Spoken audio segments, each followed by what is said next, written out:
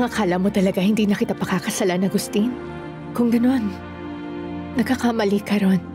Nangako na ako, tutuparin ko yon.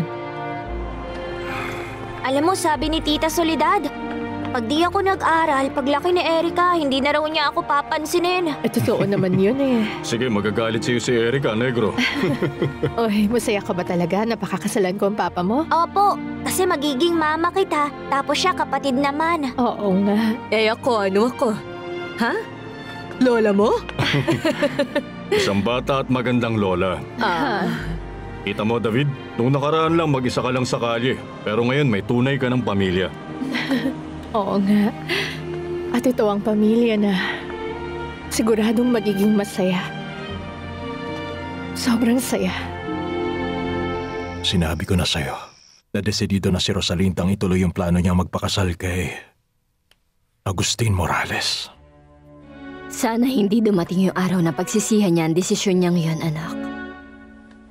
Siya nga pala, nasan si Abril, ma? Masama ang alaala namin ni Abril sa bahay na to at gusto namin magsimula ng bagong buhay. Napagdesisyon na namin gamitin to para sa ibang paraan, para makatulong din sa ibang tao. Balak namin tong gawing bahay ampunan para sa mga bata. Okay sa akin yan. Idea yun ni Abril. Kung gano'n, iniisip ko na wala namang magiging problema kung titira kayong dalawa ni Abril sa bahay ko. Pakiramdam ko mag-isa ako, ma. Sobrang lungkot ko. Totoo nga yun. Kitang-kita ng mga mata ko nung lumabas si Fernando Jose at galing siya doon sa loob ng bahay ni Rosalinda. Baka naman iniisip ni Rosalinda makipagbalikan sa kanya. Parang hindi. Nung lumabas siya, mukha siyang malungkot eh. Hindi ako kontra sa kanya. Pero yung Agustin na yon, mukha kasi siyang mabait. Oo nga, higit sa lahat, napakagalante pa niya. O teka, baka rin alam niyo kung bakit tayo iniimbita ni Rosalinda sa iisang lugar. Ay, hindi ko rin alam eh. Pero malinaw niyang sinabi na wag tayong mawawala. Baka ipapakita niya lang sa atin yung bahay na titirahan niya. Hindi. Ay, hindi kaya mag-uumpisa na siyang magbilang ng pera sa harap nating may hirap. Tama ka dyan. Kailan ba gigibain ang tenamin? Ay, ang sabi nila sa susunod na buwan na raw. Ay, iniisip ko na nga lang na sa ilalim ng tulay ako matutulog. Ay, ayoko. Ay, Senyora Veronica, ang saya ko talaga. Nagdesisyon kayong tumira rito. Salamat sa'yo, Alcira. Gusto ko mapalapit sa'yo ang anak ko. Opo, makakasama niyo rin ako dito, Alcira. Uy, magkakasama na ulit tayong dalawa para nung dati nung nasa mansyon tayo. Senyora, gusto ko lang pong sabihin na alam kong malaki yung pagkukulang ko sa nangyari kay Senyora Fedra. Nagsisisi ako ron. Kalimutan mo na yan, Georgina. Ganito yan. Matagal nang sinabi na may taning na ang buhay ni Fedra. At wala na tayong magagawa. Salamat po.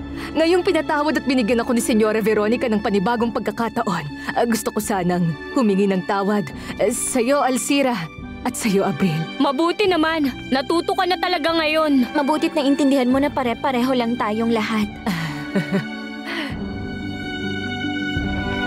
Makinig kayo. Ito na ang mga titulo nyo para sa mga bago nyong apartment. Pakiusap, pakitago nyong mabuti. Pakiusap lang. Ay, Iha! Grabe naman ang sorpresang binigay mo sa aming lahat na nandito. Kaya ako lang naman ginawa to kasi gusto ko talagang suklian yung pagmamahal yung lahat. Ay, lagi nyong saan mo binibigay naman sa nakuha akin. ang ganito kalaking pera para mabili lahat ng to? Galing sa minana ko sa papa ko. At yung kinita ko, dun sa Blanquita Theater. Grabe ka naman, anak. Gusto ko sabihin habang buhay kami magpapasalamat sa'yo dahil sa kabutihan mo sa amin, hindi ba? Huwag niyo sabihin Tama? yan. Napakasaya tayo ngayong araw. Ngayon, lahat tayo may sariling apartment na. Mama. Salamat sa iyo, anak. Pagpalaing kapasanan ng Diyos. Hindi ko alam ang sasabihin ko sa sobrang Sandali sayo ko. lang, hindi pa kasi yan ang lahat at meron pang sorpresa. At bago matapos ang araw na ito, may malaking sorpresa kami ni Agustin para sa inyo. Ano naman Yung kotse na nakikita ninyo, ipaparapol natin. Ay, sana manalo ako. Lahat ng pangalan nyo nakasulat sa mga papel na to. Tingnan natin kung sinong mananalo. Si Erica dapat ang bubunot ng pangalan. Tama si David. O, halika, anak ko. Sige na, bunot na. O sige, bumunot ka na. Nakakaba naman. Ay, nininervyos ako! Sige, kaya Ayan na. Ang nanalo ay si Bonifacio. Ay, ako yun! Ako, nanalo ako! Nanalo ako ng Foxy! Congratulations! Salamat, Senyor Agustin. Pasakay na yan! Ay! Pasakay! Naku, tingnan niyo, sobrang saya nilang lahat. Nung nakaraang araw lang, sobrang lungkot nila eh. Pero tingnan niyo silang lahat ngayon. Ay, nako, hindi naman tayo kasalahat dito, ano? Salamat sa iyo, anak ko. Pagpalain ka pa ng Diyos. Bihira naman.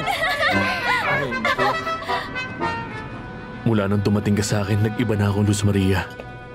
Pinaramdam at pinakita mo sa akin kung ano talaga yung mahalaga sa buhay. At tinuruan mo kung huwag mag-alala sa bagay na hindi naman importante. Ang saya ko kapag nandito ako sa tabi mo, kaya gusto kong makasama ka habang buhay. Malinaw naman sa akin to, hindi pa man tayo matagal nagkakasama.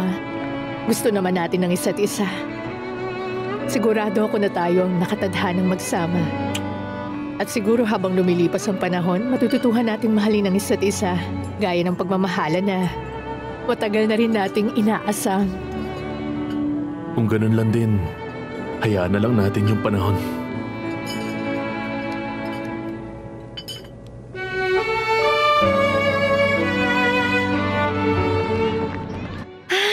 Ang saya ko, dinalaw mo ako rito. Bakit bigla kang pumunta? May balita ako tungkol kay Clarita. Nasaan na siya? Kumusta naman ang buhay niya? Nakatira siya sa Veracruz. Sumulat siya sa akin kailan lang. Talaga? Anong ginagawa niya ron? Meron siyang sariling crafts workshop at maayos naman yung takbo ng negosyo niya. At ikakasal na siya sa isang Italyano. Hindi nga, totoo Padala ba pa nga yan? siya ng litrato sa atin. Ay, hindi nagpapahuli. Sobrang gwapo nung nakilala niyang lalaki. Masaya ako sa kanya na natagpuan niya ng tunay na pag-ibig. Ang totoong pagmamahal. Sa araw ng kasal niyo ni Rosalinda, si Erica ba ang naka-assign magbuhat dun sa dulo ng gown niya? Mukhang hindi siya. Masyado pa kasing maliit si Erica eh. Eh anong gagawin ko? Baka ikaw at si Erica ang pinakamahalagang testigo sa kasal. Pagtapos ng kasal, saang bahay na ba tayo titira? Dito pa rin ba o sa rancho? Saan mo ba gustong tumira? Eh di sa rancho, para maturuan mo naman akong sumakay sa kabayo. Ah, gusto mo mga bayo? Ha? May naghahanap po sa inyo. Sino?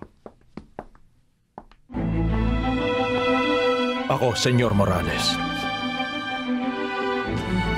Senyor, bakit ba parang ang laki ng galit mo dyan kay Rosalinda? Dahil kumbinsido ako hindi niya mahal ang kapatid ko.